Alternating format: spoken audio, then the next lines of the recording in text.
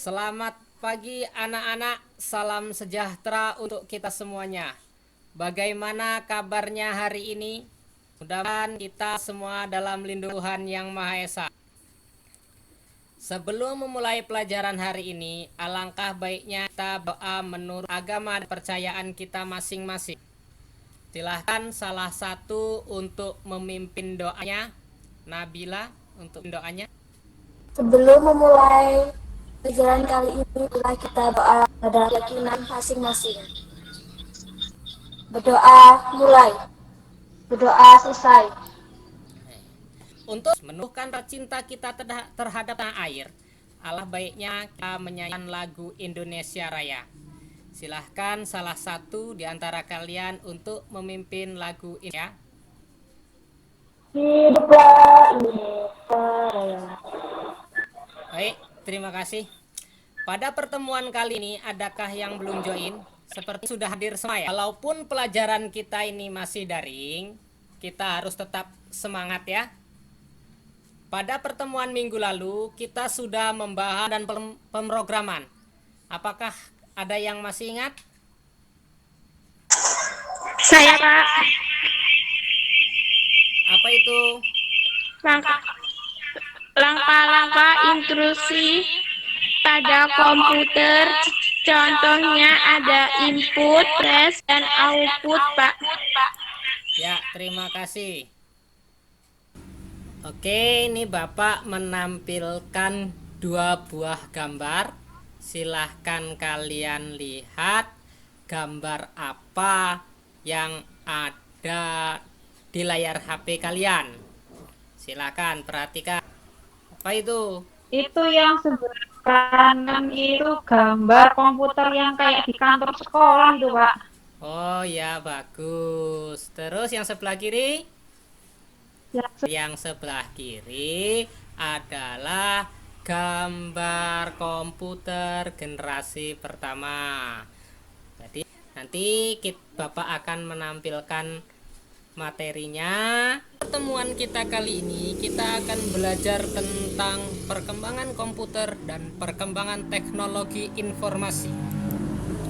Tujuan pembelajaran hari ini melalui media presentasi, peserta didik dapat menjelaskan perkembangan komputer. Peserta didik dapat menjelaskan perkembangan teknologi informasi. Peserta didik dapat menunjukkan perkembangan komputer. Peserta didik dapat menunjukkan perkembangan teknologi informasi. Perkembangan komputer. Komputer itu dari mulai generasi pertama, generasi kedua, generasi ketiga, generasi keempat, dan generasi kelima. Komputer generasi pertama memiliki hardware dengan ukuran besar, hanya dapat melakukan tugas tertentu, membutuhkan daya listrik yang sangat besar, cepat panas, kapasitas penyimpanan kecil, kerjanya lambat. Komputer generasi kedua menggunakan bahasa pemrograman. Ukuran fisik jauh lebih kecil dibandingkan komputer generasi pertama. Kinerjanya lebih cepat, dilengkapi printer dan penyimpanan memori.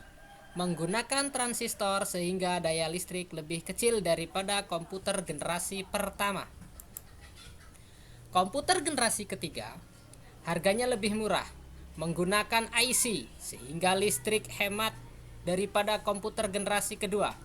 Adanya sistem operasi untuk menjalankan berbagai program yang berbeda. Komputer generasi keempat, penggunaan LSI merupakan pemadatan beribu-ribu IC yang dijadikan satu dalam sebuah keping IC yang disebut chip. Muncul generasi PC, komputer berukuran genggam yang disebut smartphone. Muncul piranti mouse. Komputer generasi kelima. Komputer generasi kelima diyakini mampu menerjemahkan bahasa manusia, bercakap-cakap dengan manusia, dapat mendiagnosis penyakit lebih akurat dan terpercaya layaknya manusia. Sampai di sini, adakah yang mau ditanyakan? Tidak, Pak. Enggak, Pak. Tidak. Oke, kalau tidak ada yang bertanya, kita lanjutkan ke perkembangan teknologi informasi. Perkembangan teknologi informasi itu ada di masa kuno dan masa modern. Masa kuno itu ada kentongan atau beduk, asap, daun lontar atau prasasti. Masa kuno, kentongan sudah lama digunakan di Indonesia mulai dari zaman Kerajaan Demak, Surakarta, Yogyakarta, dan daerah lainnya. Kentongan atau beduk juga dipakai sebagai penunjuk waktu. Penggunaan asap sebagai media komunikasi sangat populer bagi suku bangsa Indian di Amerika untuk mengirimkan pesan rahasia kepada teman, musuh. Namun, berkomunikasi dengan asap tidak memiliki aturan baku. Sebelum menggunakan kertas, media komunikasi zaman kerajaan dahulu melalui prasasti dan daun lontar, juga menggunakan bambu, tulang, rotan, lempengan batu, atau prasasti jenis lainnya.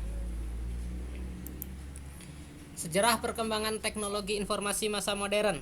Ada koran, telegraf, radio, televisi, telepon atau handphone, internet. Koran dicetak pada tahun 1605 dan saat ini koran harus bersaing dengan media online. Telegraf, sebuah mesin pengirim atau penerima pesan jarak jauh. Pesan telegraf menggunakan kode Morse. Radio, sebelum televisi marak, radio komersil menyiarkan berbagai acara dan berita. Telepon atau handphone. Pada awal abad ke-19, telepon mulai digunakan untuk berkomunikasi lisan jarak jauh. Pada tahun 1970, telepon bergerak mulai ada hingga saat ini yang sering kita kenal dengan HP. Jenis HP terbaru saat ini adalah smartphone yang sudah menggunakan teknologi 4G. Internet berawal dari jaringan komputer tahun 1960 yang kemudian mendunia pada tahun 1990.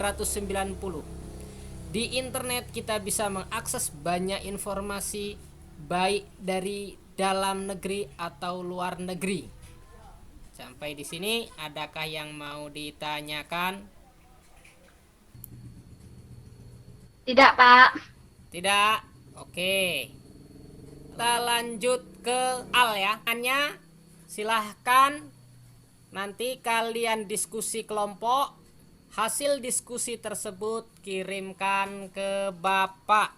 Atau nanti kalian akan mewakili dari kelompok 1, kelompok 2. Saya mewakili kelompok 1, Pak. Kami mengamati tadi itu komputer generasi 4, Pak, karena itu PC, Pak, personal komputer dan sudah ada mouse-nya. Oke, bagus. Perwakilan kelompok 2. Saya mau kelompok Bapak. Ya. Lagi terbesar, Pak. Sedangkan komputer generasi ke-5 itu kecil dan sudah canggih, Pak. Oke, bagus. Oke, sudah selesai. Kesimpulannya adalah hari ini komputer pada awalnya digunakan sebagai alat hitung, pun juga berkembang dari generasi 1 sampai generasi ke-5 sesuai kebutuhan manusia. Pun dengan perkembangan teknologi yang menjadi salah satu yang tidak dapat dipisahkan sehingga dapat memudahkan masyarakat dalam segala aktivitas. Nah, untuk ini soalnya nanti linknya akan Bapak kirim ke WA grup di kalian kerjakan. Untuk pelajaran selanjutnya, teknologi yang mengubah hari-hari. Sekian dulu untuk pelajaran hari ini. Mohon maaf jika ada yang kurang berkenan. Untuk mengakhiri pelajaran hari ini, marilah kita berdoa. Mulai. Berdoa selesai. Akhiri, wassalamualaikum warahmatullahi wabarakatuh.